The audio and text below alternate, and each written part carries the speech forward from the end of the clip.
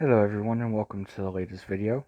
On this one I'm going to go over the areas where you can gain specific stats.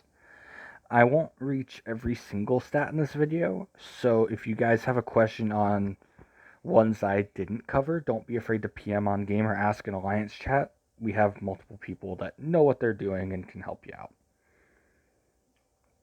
So, the main areas that I'm going to focus on today are the treasure tabs, knights, refines, and protections in this video. So we'll start off with the basic information of all of your knights. When you have them unlocked, have the lineup bonus, and each one depends on the power of the hero and the fate treasures inside. So, for example, if we go over to the hero tab, the basic line, and we'll pick any hero. Let's say this Yuna. She has a 43049, which is one of the higher amounts. So if we go over here, we highlight the same Yuna. She has 20%, which if you do the math, you can. 20% of that power that came from the Yuna and these fate treasures went over to directly into endo attack. Now each hero has these specific ratios. If you guys want me to go over them, I can in a different video. Just comment or just yell at me in line or Discord and I can pump one of them out for you. But each one of these has its own specific stat buff, which means you want to get the highest power on the ones you need the most. The highest focused ones I've personally seen is the 3rd Knight, the 6th Knight, which both give Exo HP. In this case, you would focus on leveling them up and you would gain, obviously, more Exo hit points. Your Thunder Knight, which is the endo attack. Some people go into the Wise Knight just for the MDef and PDef. Not the biggest benefit, I'll say.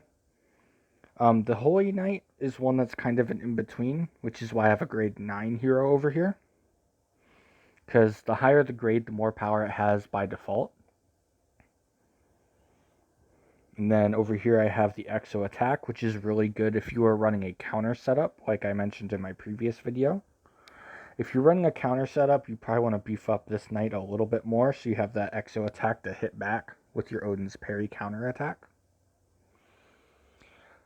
This one is probably one of the worst ones in my opinion because it's almost all fluff power.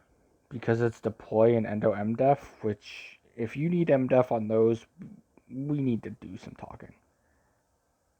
And then over here we have a hit point one that's split evenly. This one's another one that's kind of in the middle tree, where if you need some extra endo HP really bad, beef it up a little bit, make it feel pretty good. So with that said, each one of these you can beef up after you make sure you have everything leveled up first. Don't focus on your knights before you level your endo and exo up to max. If you do that, you're missing out on a lot of stat gains. So we'll move on over to treasures now. And looking at your treasures, each one obviously has its own specific thing. Now, I will strongly recommend against messing with your deploy treasures. Go about 35 to 50 and then stop. Because after a while, it's just fluff power. Just like with the specific knights that were just MDef and PDef, not very beneficial to you. So when you're moving on and you're looking over these, you'll notice at the bottom, right above the XP bar, there is a level to activate on each of these.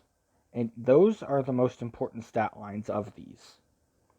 Because these go directly to your hero. So for example, I have a level 48 gold fleece. And right now my endo crit is 26095. So let's go ahead and level this up to 50. There we go. You'll see I gained about 500 power from that. And then if we go and check, now it's 26560, which is a considerable crit gain. So when you're looking at each of these, leveling them up by 5s is probably the most beneficial for you. So having each of these at a multiple of 5 makes it more evenly spread out. Now this one I'm focusing on getting to 120, which is the max level for hero treasures. But besides that, almost all of these are by 5. I've been focusing Exo Parry and Endo Toughness in my personal build. However, each one has its own gains. So Endo, this one on the far left, gives attack and crit. The Nightmare Contract gives MDef and dodge. This one's usually not focused on in any builds. The Hope Branch gives parry and PDef. This one's focused mostly on Exos for the parry on the level to activate. The Cursed Sword gives HP and deadly. This is good for your Exo, decent for your Endo.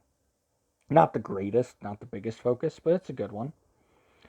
The next one is the 5th from the left, and that is the attack and deadly.